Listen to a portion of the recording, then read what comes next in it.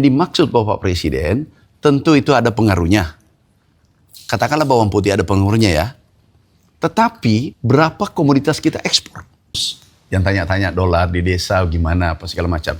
Sekarang setiap ada krisis apapun, kondisi apapun, pasti ada plus minus. Benar nggak? Sekarang di mana kecerdasan kita memanfaatkan situasi ini? Dan saya harus menguraikan pakai data. Yang dimaksud Bapak Presiden, tentu itu ada pengaruhnya. Katakanlah bawang putih ada pengaruhnya ya.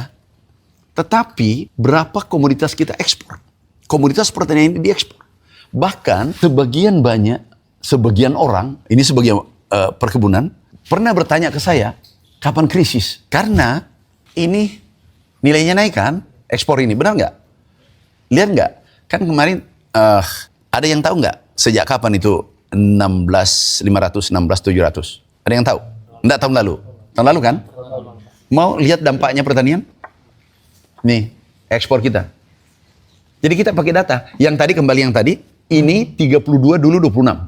Karena petani sederhana, karena ini menguntungkan situasi, tanamannya dipupuk dengan baik, dipelihara dengan baik, hamanya dijaga dengan baik, airnya dijaga dengan baik. Benar nggak? Logik kan? Nah hasilnya ini. Ini kesimpulan aja. Ini naik 166 triliun. Ini ekspor pertanian. Dan ini BPS. Impornya turun 41 triliun.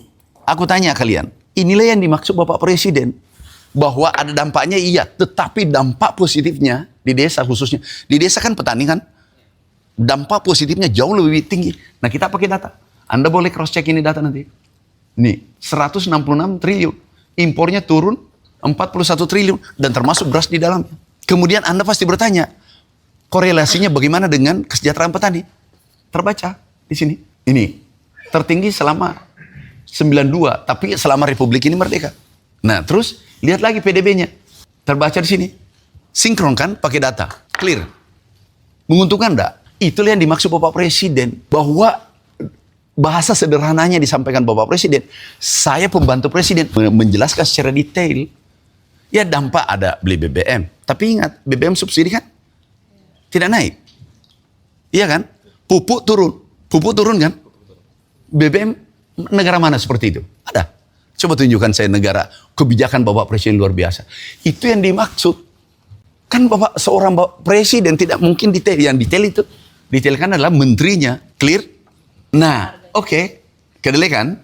Kita kan bicara umum nih. Ini kan global nih. Yang impor berapa? Bawang putih. Inilah yang dikatakan pangan. Pangan yang konsensus kita. Jengkol juga pangan. Tapi yang dijaga pemerintah 11. Makanya kita, sekarang swasembada beras kan? Clear. Swasembada pangan, karena ini datanya sesuai FAO ya. Ada yang mengatakan di situ ada ketahanan pangan. Ketahanan pangan beda. Ketahanan pangan itu berapa kebutuhan ini, apakah dari dalam negeri atau dari luar negeri, impor atau produksi dalam negeri, itu adalah ketahanan pangan yang penting terpenuhi. Paham? Nah, sekarang dalam undang-undang itu meminimalkan impor. Tapi di FAO itu 10% maksimal. Ini 99, tahun 99. Ini belum pernah kita cabut. Nah, kembali yang tadi. Nah, ini perhatikannya supaya clear. Total ini daging masih ada. Tapi ini baru 180. Coba Prof. Desrial. Di jumlah 2,4 juta tambah 600. Ya, 3,1 tambah 100, 3,3. Berapa? 3,3. Pembulatan. 3,3. Coba matematika saya masih bagus kan? Jadi 3,3 dibagi dengan, caranya adalah pangannya aku clearkan. Swasembada beras sudah, swasembada cabai sudah, jagung untuk pakan sudah, daging ayam sudah ekspor, daging ini sudah ekspor. Nah, telur ayam sudah ekspor, bawang merah sudah ekspor. Nah, ini 3,3 juta dibagi dengan kebutuhan. Benar nggak kalau pangan? Karena ini sesuai Impres nomor 125 tahun 2020. Ini dibagi berapa tadi? 3,3 bagi 68. 68 juta. Paham maksudku? Ini kan pangan semuanya nih. Nah, keseluruhan. Berapa? 4,8%. Kalau 4,8% di bawah 10 enggak? Berarti swasembada pangan, swasembada beras kan?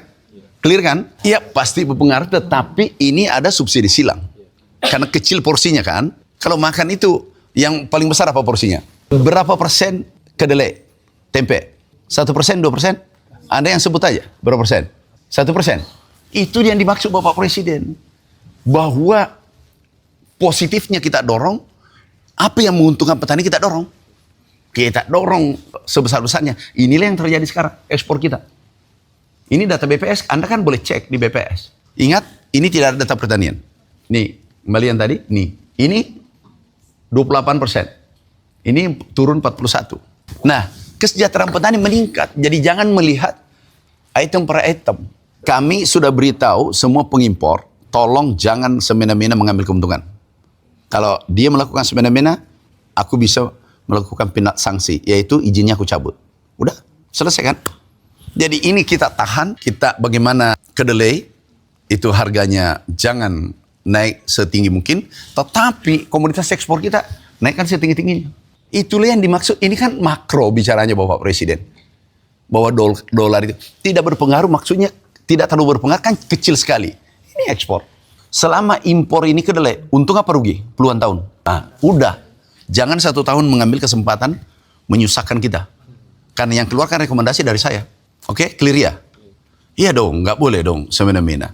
Tapi karena banyaknya mafia dan banyak pendukungnya, ini yang bikin susah. Minyak goreng saja naik, padahal kita ekspor luar negeri. Makanya Satgas aku undang khusus. Tindak itu. Jadi kita yang dibully, padahal pelakunya adalah mafia. Ya mafianya harus diberesin. Ada mengatakan, mana buktinya itu? Dikali sendiri. Ini data itu dari BPS. Kalau 4,5% swasembada nggak? Dari ketentuan di bawah 10%. Iya. Cuma memang kalau mafia itu banyak akalnya. Impor basmati 0,00001%. Ah ini impor. Itu untuk orang asing yang datang ke Indonesia. Benar nggak? Turis kita yang datang ke Indonesia, dia cari berasnya sendiri kan? Supaya dia nyaman tinggal di hotel. Tapi yang kita maksud itu swasembada adalah yang medium. Yang kebutuhan 99% kebutuhan harian. Ah itu yang dimaksud tuh. Jadi kalau mau dipelintir apa aja. Terus ada juga semut yang bawa ke perbatasan tuh. Semut bawa 2 biji, 3 biji. Udahlah macam-macam akalnya orang kalau sudah tidak senang. Kalau you tidak cinta, katakan saja tidak cinta, nggak usah banyak alasan. Itu selesai. Jangan kita kufur nikmat. Kita kufur nikmat. Allah sudah kasih BBM tidak naik. Itu luar biasa tuh Bapak Presiden. Begitu pedulinya pada orang kecil. Ya, kita sudah swasembada pangan berkat regulasi yang dikeluarkan Impres. Bapak Presiden sudah 16 dikeluarkan. Jangan you beritakan. Satu impor, kita ekspor 9 komoditas, 20 komoditas. Nah ini yang dibahas yang kecil nih. Ini pakai data kan? Saya tanya, mana lebih banyak 3,2 juta ton atau kita produksi 73 juta ton? Mana lebih banyak? Lah kenapa terlalu bahagia beritakan ini yang kecil ini? Yang 3%. Kalau dibagi tadi 3,2 bagi 73. Ini produksi ya? Berapa? 2%, 3%. Tadi 4, berapa? Berarti 4,5. Hebat nggak negeri kita? You bangga dong sebagai anak bangsa.